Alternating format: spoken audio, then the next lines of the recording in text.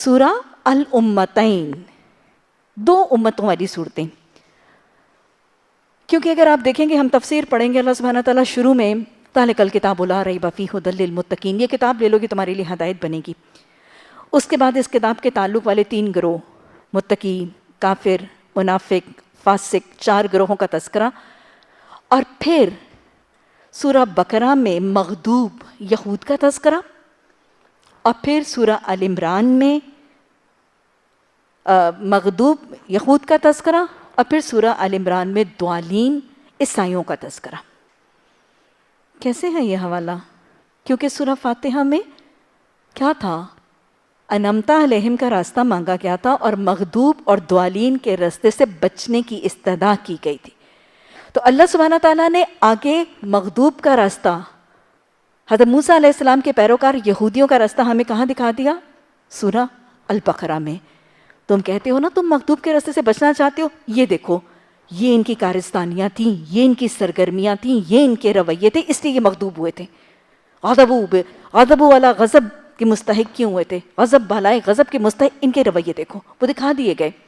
اور پھر سورہ آل عمران میں ضالین کا قصہ، ضالین کے رویے، ضالین کی روداد، عیسائیوں کے کردار بتائے گئے، تاکہ ایکچولی ان کا بیہیویئر دکھا دیا جائے کہ انعمت علیہم کے راستے پر چلنے والوں کو ان کی رودادیں سنا کر اس راستے اور رویے سے بچنے کا طریقہ سکھایا جائے. تو اس حوالے سے کچھ مفسرین ان دونوں صورتوں کو سورہ الامتین کے نام سے بھی پکارتے ہیں. اللہ سبحانہ تعالیٰ ہم ان صورتوں کو دونوں کو پڑھیں گے، ان کا آغاز کر رہے ہیں. اللہ سبحانہ تعالیٰ ان کو ہمارے حق میں قبول فرمانا. ربی ادخلنی مدخل صدق واخرجنی مخرج صدق واجعلنی من لدنک سلطانا نصیرا.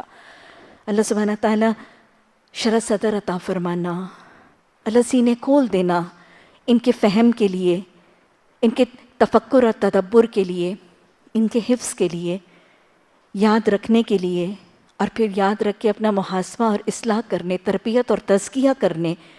اللہ اپنے گھروں کو، اپنے اخلاق، اپنے معاملات، اپنے صبح و شام کو ان احکامات کے رنگ میں رنگنے والا خوش نصیب بنا دینا. اللہ تاکہ ہمارے حق میں جھگڑا کرنے والی بن جائیں. اللہ ہمارے لیے وہ سیاہ بدلیاں بن جائیں، وہ پرندوں کا جھنڈ بن جائیں، اور اللہ ہماری نجات کا ذریعہ اور ہمارے حق میں حجت دینے والی یہ 2 صورتیں بن جائیں. بسم اللہ الرحمن الرحیم. الف لام میم. حروف مقطعات. بہت سی صورتوں کے آغاز میں یہ تمہیدی حروف مقطعات ایک بار نہیں بار بار آئیں گے. آج مختصر ان کا حوالہ سمجھ لیجئے، میں بار بار ریوائز نہیں کروں گی. مقطعات قاف طا عین سے ہیں. قطع کا مطلب کاٹ دینا، مقطعات کاٹے جانے والے. تو گویا حروف مقطعات وہ حروف ہیں جو کاٹے گئے ہیں. یہ الگ الگ ہیں، منقطع ہیں، آپس میں ان کا کوئی رابطہ، کوئی جوڑ کچھ نہیں. ان کو آپس میں قطع تعلق کر دیا گیا. کیونکہ کیا ہوتا ہے، حرف مل کے ایک لفظ بناتے ہیں، یا بس اوقات مہمل بناتے ہیں، لیکن لفظ میں یا مہمل میں وہ جڑے تو ہوتے ہیں. لیکن حروف مقطعات وہ ہیں جہاں حرف جڑ کر ایک لفظ نہیں بناتے، اور لفظ وہ ہے جس کا کوئی معنی، کوئی مفہوم، کوئی پیغام ہے. کٹے ہوئے لفظ ہیں، الگ الگ ہیں. they don't get together to make a word and to convey a meaning. سمجھ میں آیا بات؟ ان کا کوئی مطلب نہ قرآن نے بتایا، اور مختلف شکلوں میں آئیں گے. حمیم، حمیم عین سین قاف، کاف ہا یا عین صاد. اور اس کے علاوہ اور بہت سے، قاف، نون، کہیں صرف ایک حروف تہجی، کہیں ایک سے زیادہ، کہیں 5، کہیں 3، کہیں 4. تو لہٰذا یہ متفرق شکلوں میں آئیں گے. الگ الگ حروف ہیں، کوئی مطلب نہیں، کوئی معنی نہیں، نہ قرآن نے بتایا نہ حدیث نے سکھایا. تو جب قرآن حدیث نے ان کے معنی، ان کے مفہوم نہیں بتائے، تو ہمیں اس کی کرید میں، اس کی ٹو میں اور اس کے تجسس کو اپنے اندر پیدا کرنے کی کوشش سے اجتناب کرنا ہے. ہمیں صرف حدیث نے ان کے بارے میں یہ بتایا کہ ان میں ہر حرف کی ادائیگی پر 10 نیکیوں کا اجر ہے.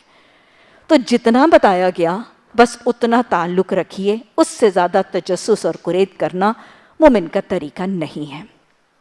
اس کے باوجود آپ دیکھیں گے کہ کچھ تفاسیر میں کچھ مفسرین نے یہ لکھا ہے کہ یہ ایبریویشنز ہیں، الف اور لام اللہ کے لیے، میم محمد کے لیے، اسی طرح مختلف حروف مقطعات کو ایبریویشنز بنایا گیا ہے۔ ہاں، جیسے Habib bank limited HBL، UBL، PSO، WHO، FWO، abbreviations ہیں نا، تو کچھ لوگ خود سے خود، لیکن یہ قرآن اور حدیث کے حوالے سے نہیں ہے، تو لہٰذا ہمیں اس اختراع بازی اور ان چیزوں سے جو من گھڑتے ہیں ان سے اجتناب کر کے صرف ان کو اس ذوق و شوق سے پڑھنا ہے، اور صحیح تجوید اور صحیح مخرج اور صحیح انداز اور غنا اور اتار چڑھاؤ میں پڑھنا ہے، تاکہ ہر ایک حرف کے اوپر ہمیں میکسیمم 10 نیکیوں کا اجر ملے، and nothing more than that۔ کچھ تفاسیر میں آپ کو یہ بھی ملے گا کہ ان کی وجہ یہ ہے کہ یہ تمہیدی الفاظ ہیں کچھ صورتوں کے آغاز میں، کچھ صورتوں کے آغاز میں کوئی حروف مقطعات نہیں ہیں اور ابرپٹلی اسپونٹینیسلی شروع ہوتی ہیں نا، تو یہ تمہیدی حروف ہیں۔ اور کچھ مفسرین میں نے پڑھا یہ بھی لکھتے ہیں کہ ان میں خاص ایک میوزیکل سا ٹون ہے، ایک ساتھ ایک غنا کا انداز ہے، تو یہ صورت کے آغاز میں وہ لکھتے ہیں کہ اس لیے رکھا گیا کہ عربز اس وقت کے لوگ جو ہیں وہ لا علم اور جاہل تھے، ان کو ایک اس طرح غنا کا ایک کلمہ صورت کے آغاز میں دیا جاتا تھا ان کی اٹینشن کو کیچ کرنے کے لیے، ان کو متوجہ کرنے کے لیے، جیسے ہوتا ہے نا کہ ایک خاص قسم کی ساؤنڈ ایفیکٹ دیا جاتا ہے کسی کو کیچ کرنے کے لیے تاکہ وہ اگلا کلام سنے۔ تو مختلف اس میں جواز اور تفاسیر موجود ہیں، لیکن میں پھر آپ کو وہی مشورہ دوں گی، چونکہ قرآن اور حدیث خاموش ہیں، ان کی قرید اور ٹو میں جانے کی ضرورت نہیں، صرف ان کو صحیح طریقے سے غنا سے، تجوید سے، مخرج سے ادا کرنا میرے اور آپ سب کے لیے ضرور